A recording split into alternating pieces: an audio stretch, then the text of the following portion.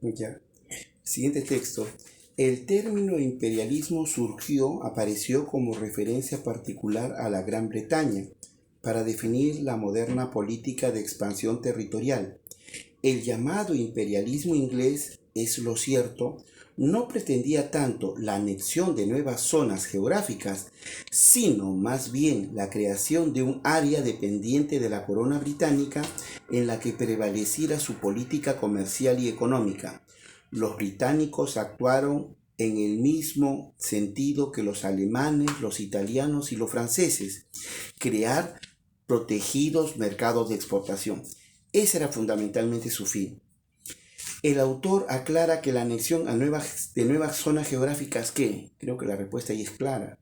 Si vemos la A, la B, la C, la D y la E, evidentemente, ¿cuál era el propósito? Está en la última línea.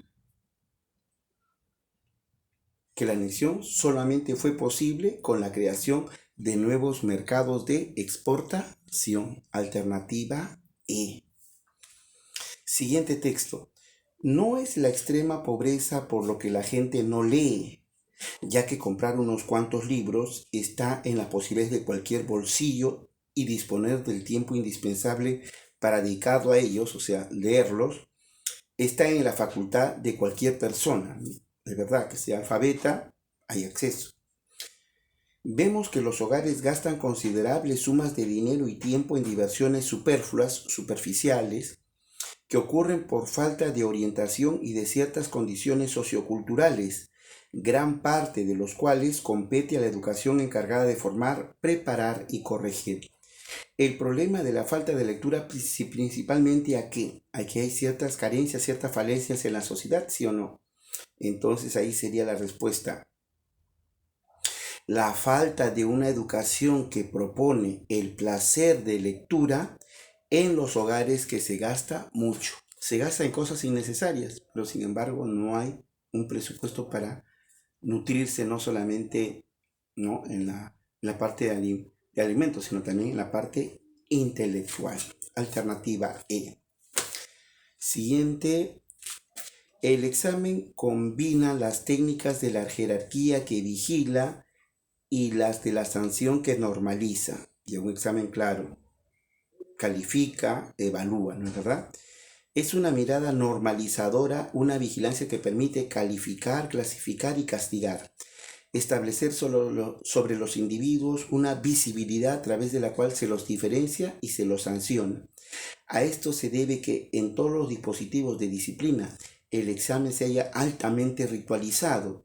En él vienen a unirse la ceremonia del poder y la forma de la experiencia, el despliegue de la fuerza y el establecimiento de la verdad propios del proceso educativo. De acuerdo a los razonamientos del autor se puede concluir. ¿Qué se puede concluir? A través del examen los maestros califican, clasifican y castigan. El desarrollo de los exámenes se halla altamente ritualizado. El examen es la suma de poder y la experiencia.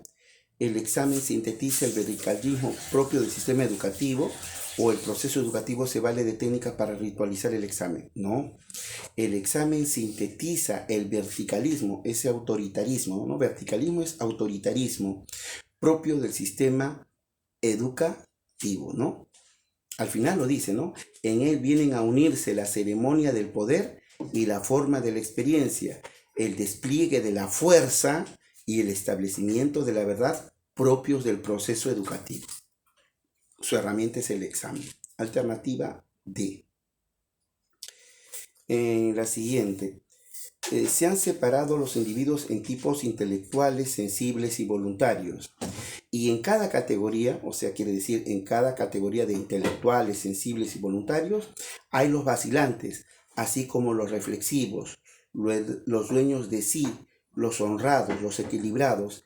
Entre los intelectuales se observan numerosos grupos distintos: los amplios de espíritu, cuyas ideas son numerosas, que asimilan, coordinan y reúnen los más variados conocimientos; los espíritus estrechos, incapaces de abarcar los conjuntos amplios, pero que dominan perfectamente los detalles de un tema.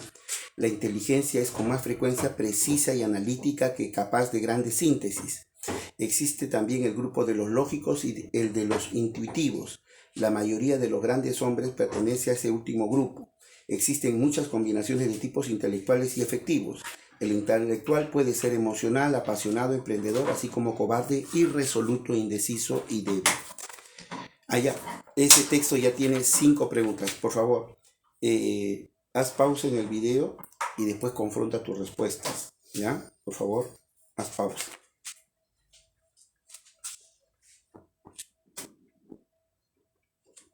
¿Listo? Veamos. A ver, debiste marcar así, en la primera. A ver, no es una afirmación compatible con el texto. O sea, ¿cuál es la incompatible? A ver, ¿todo intelectual responde a una categoría?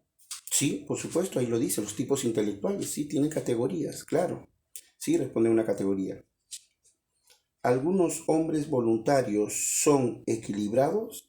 También dice, algunos hombres voluntarios son equilibrados, sí, lo dice. B. ¿Algún individuo reflexivo será sensible? También algún individuo reflexivo será sensible. La respuesta está entre la C y la E. ¿Los amplios de espíritu son eruditos o ningún hombre sensible es vacilante? Claro, lo que es incompatible es que ningún hombre sensible es vacilante, porque lo dice en la primera línea, ¿no? Se han separado los individuos en tipos intelectuales, sensibles y voluntarios. Ya, sensibles. En cada categoría hay los vacilantes.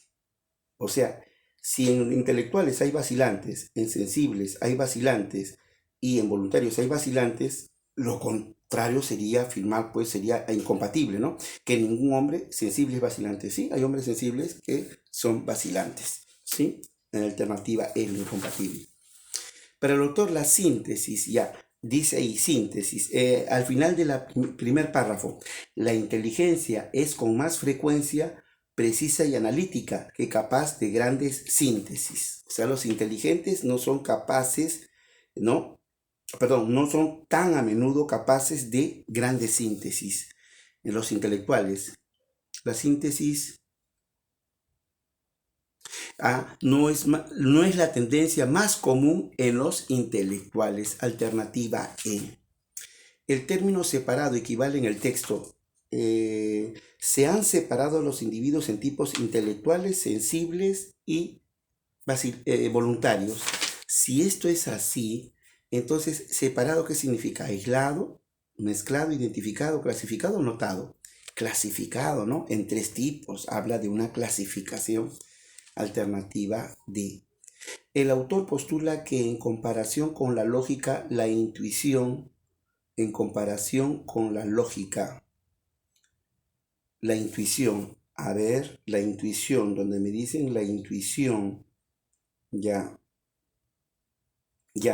en el último párrafo dice, existe también el grupo de los lógicos y de los intuitivos, ¿ya? Claro, ahí está la respuesta. La mayoría de los grandes hombres, ¿quiénes son la mayoría de los grandes hombres? Los hombres que han destacado, ¿sí o no? Que son sobresalientes entre sus pares. Entonces, esos grandes hombres pertenecen a ese último grupo, a los intuitivos. Entonces, el autor postula que en comparación con la lógica, la intuición está más generalizada entre los genios. Porque ¿qué es un genio? Una persona de notable inteligencia, muy destacada, grande hombre, ¿no? Alternativa E. El discurso del autor tiene como eje central a la ciencia, la razón, el intelectual, los individuos, a las emociones. Se han separado los individuos en tipos intelectuales, sensibles y voluntarios. Como eje central a los individuos. Alternativa D. Siguiente texto dice, Jerusalén es un importante centro religioso para judíos, cristianos y musulmanes, lo cual nos dice algo sobre las bases históricas comunes de estas 3 religiones. Precisamente por eso resulta tan trágico que justamente Jerusalén se haya convertido en una manzana de la discordia, en el sentido de que la gente se mata a millares porque no es capaz de ponerse de acuerdo sobre quién debe ostentar la soberanía de la ciudad eterna, Jerusalén, ¿no? Manzana de discordia es una expresión que quiere evidenciar que es la causa o motivo de una discusión, de un debate, ¿no? Entonces, la afirmación incompatible con el texto. A ver, veamos cada una de ellas. ¿Existen religiones con bases históricas comunes? Sí, lo dice el texto. En este caso, la la religión judía, cristiana y musulmana. Tienen fuentes históricas comunes. Es compatible, no es mi respuesta. ¿Jerusalén se ha convertido en una manzana de la discordia? Sí, también lo dice textualmente. Se ha convertido en una manzana de la discordia, no es la B. Sí. ¿La historia ampara el derecho de judíos, cristianos y musulmanes? Sí, claro, como que tienen derecho, ¿no es verdad? A la ciudad. La respuesta está entre la D o la E. ¿Qué marcas? ¿La soberanía de la ciudad eterna debe pertenecer solo a una religión o los problemas religiosos pueden convertirse en conflictos políticos sociales? Claro, alternativa D. ¿Los problemas religiosos pueden convertirse en conflictos políticos sociales? Sí, porque es manzana de la discordia, ¿sí o no? Hay una pugna interna, pero lo incompatible sería afirmar que el autor dice la soberanía de la ciudad eterna debe pertenecer solo a una religión. Esa no es la posición. La posición solamente es expositiva. El autor no toma partido ni por una ni por otra religión. Los tres tienen derecho, ahora tienen que ponerse de acuerdo. Más bien, él pensaría que su posición es de buscar un consenso, un acuerdo entre esas partes, ¿no? Alternativa D, entonces, el incompatible. Ya, el texto 4, el texto, los dos últimos textos, el penúltimo y el último, ya, el penúltimo y el último, tienen 5 preguntas cada uno, así que das pausa en el video y después vamos a dar la respuesta, ya, das pausa y después continuamos.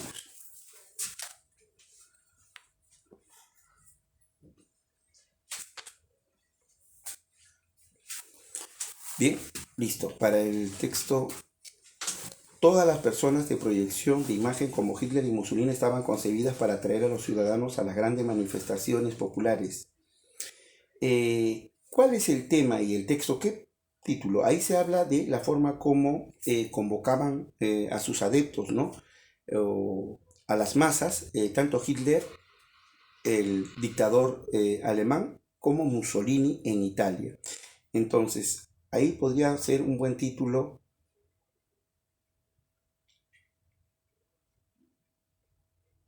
La organización de culto de masas de dos dictadores. Claro, el culto de masas, o sea, esa adhesión, ¿no? Enfervorizada, apasionada en torno a un líder, a un caudillo. Ese es culto de masas, ¿no? La adoración del pueblo hacia un líder, hacia un caudillo. Alternativa D. En la 2. La información falsa, según lo planteado, es que en el texto se habla, dice, ¿no? Aunque, en el segundo párrafo, aunque una multitud de ciudadanos corrientes se presentaban voluntarios en estos mítines, la asistencia para los miembros del partido distaba mucho de ser opcional. En Italia, funcionarios de baja categoría enviaban postales en las que se anunciaban los eventos a todos los fascistas registrados. La negativa a asistir a una manifestación podría comportar una reprimenda, o sea, un reproche, una amonestación, o incluso la pérdida del puesto de trabajo. Entonces, ¿cuál sería la información falsa? Que todos concurrían por voluntad propia a los mítines de Mussolini, ¿no? Había cierta obligación, ¿sí o no? Y estaba penalizada, evidentemente, si no se asistía. Eso es la falsa, la incorrecta, ¿no? La D. La expresión intoxicación hipnótica, dice, ¿no? Es utilizada para referirnos directamente a, en el primer párrafo se dice, ¿no? Allí, al escuchar las perspicaces palabras de Hitler, los mirones se veían arrastrados por la tremenda corriente de intoxicación hipnótica. Los mirones, los curiosos, arrastrados, se veían impelidos, o sea, como que atraídos, ¿sí o no? Seducidos por ese poder de la palabra de Hitler. Entonces, el gran poder de manipulación, alternativa E.